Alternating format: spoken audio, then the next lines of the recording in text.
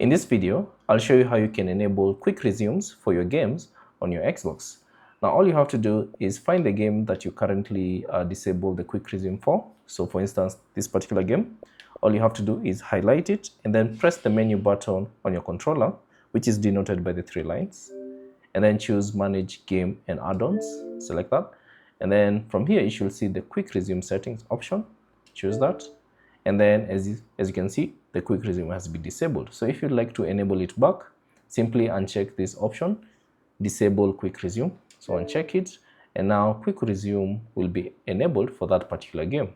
You can do the same for all the other games that you disable quick resume for. So go to the highlight the game rather, press the menu button and select Manage Game and Add-ons, choose quick resume settings, and ensure that you have unchecked disable quick resume to enable that particular feature.